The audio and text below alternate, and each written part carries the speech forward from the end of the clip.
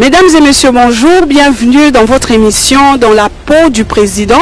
Après le putsch manqué à la minière de Bakwanga contre le directeur général Albert Mukina Kandakanda, dans une interview exclusive, le numéro 1 de l'AMIBA relate les faits et parle de ses ambitions, celle d'apporter le sourire à l'AMIBA. Suivez. Les autorités du pays étant légalistes, ils ont déclenché les mécanismes juridiques rapidement et tout a été remis en ordre. Le ministre du portefeuille n'a pas hésité d'annuler, d'intervenir rapidement pour détruire ou écarter ces putschs. Et je suis réhabilité dans mes fonctions. Vous savez le fond du problème. Tout d'abord, quand tu as eu ces putschs, je ne t'ai pas informé. Donc, il y a déjà ce qu'on appelle des vices de forme.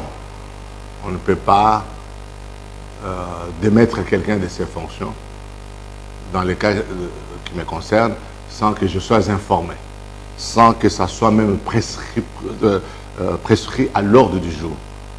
Donc, c'était véritablement un putsch.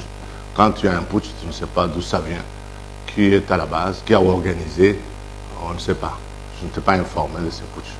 Rien du tout. Nous avons fait le conseil d'administration qui s'est très bien terminé. Et puis après, naturellement, voilà ce qui se passe. Quand nous faisons le conseil d'administration, on termine, il y a les PV qui doivent accompagner, qui doivent suivre immédiatement. Et habituellement, on m'amène le PV sous brouillon.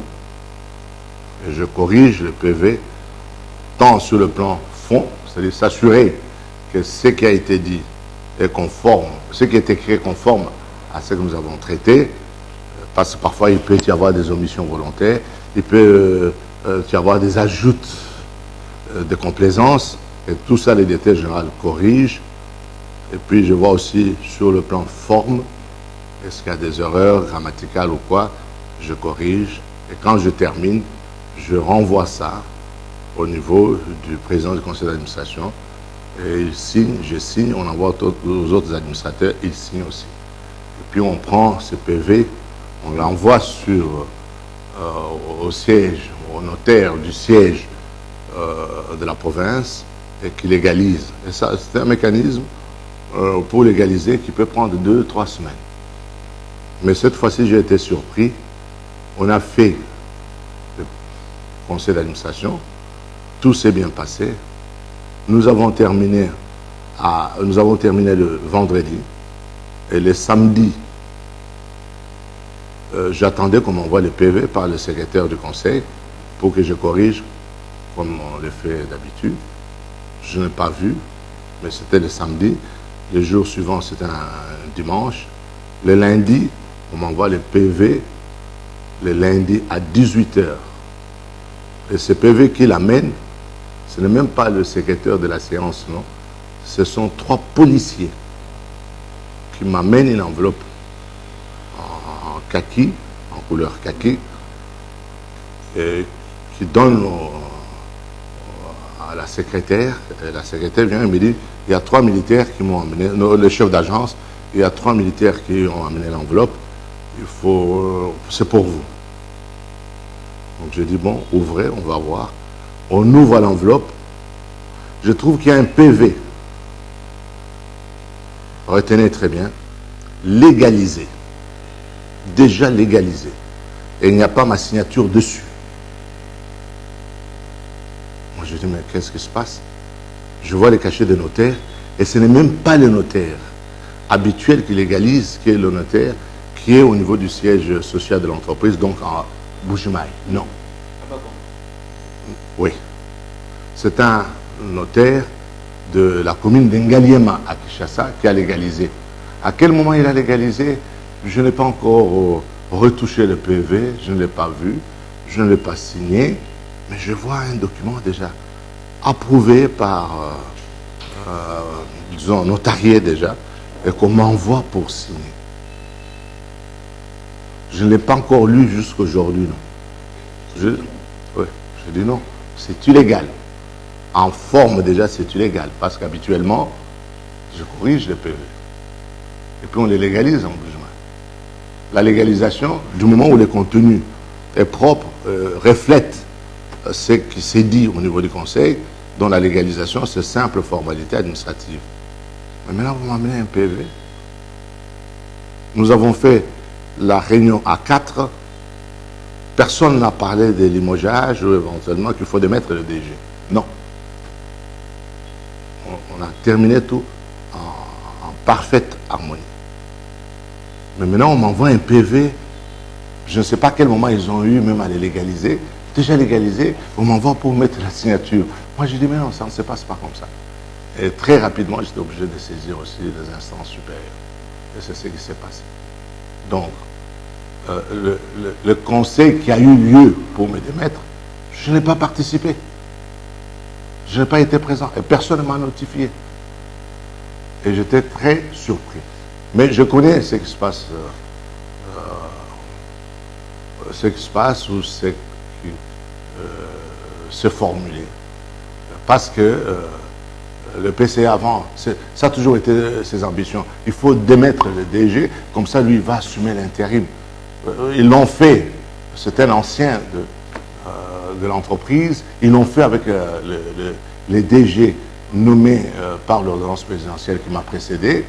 Et ça lui a permis de gérer en tant que directeur général pendant 3 ans, bien qu'il était déjà dans l'administration. Je connais. Et au début, ça a toujours été ses ambitions. Il les dit, il les chante.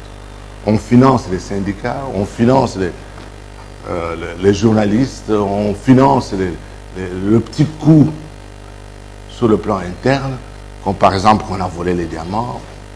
Tout ça, on finance pour dénigrer les DG. Mais je me suis toujours dit, moi je suis un gestionnaire, je vois une entreprise très malheureuse, il faut que j'aide cette entreprise dont je connais les potentialités. Et je me dis, si j'y m'y mets, il y a moyen, et en très peu de temps, de changer l'image de cette entreprise qui est en train de mourir volontairement. Je dis volontairement parce qu'il y a des gens de mauvaise foi qui ne veulent pas. Plus il y a les désordres, plus à leur avantage. Donc c'est à leur avantage, plus il y a les désordres. Moi je dis non, je n'ai rien à gagner là-dessus. Voilà, c'est un couronnement de toute une carrière. On nous a pris dans le privé parce que les entreprises de l'État deviennent des entreprises commerciales. Il faut qu'on donne un esprit, une philosophie nouvelle. Donc une philosophie du privé, dans le managérial des entreprises privées, qu'on ramène ça au niveau des entreprises publiques.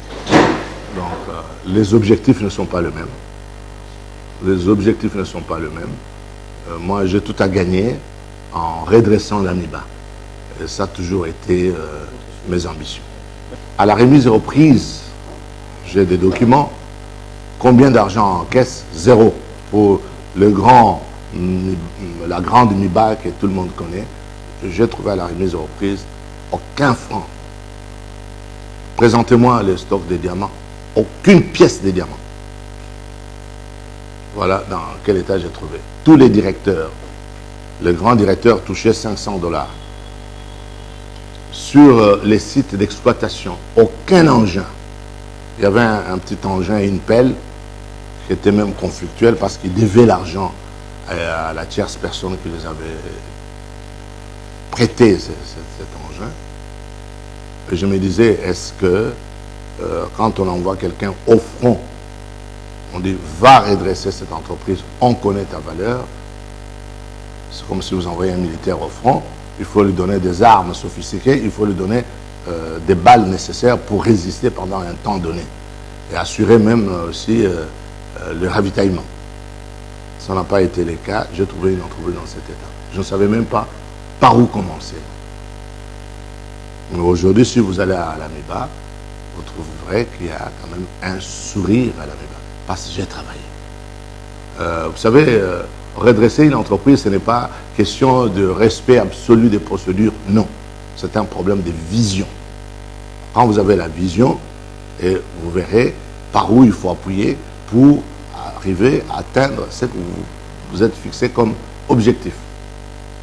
Et c'est ce que j'ai fait. C'est ce que j'ai fait. Ne disposant rien. Tous les comptes bancaires, zéro négatif. Des dettes dans certaines banques qui allaient jusqu'à des millions, de 6, 7 millions de dollars. Et comment résoudre ces problèmes? Vous venez de suivre le directeur de l'AMIBA qui était visé injustement par ce qu'il a considéré de putsch. Un incident malheureux qui aurait dû freiner le décollage de cette société minière. Mesdames et messieurs, au revoir.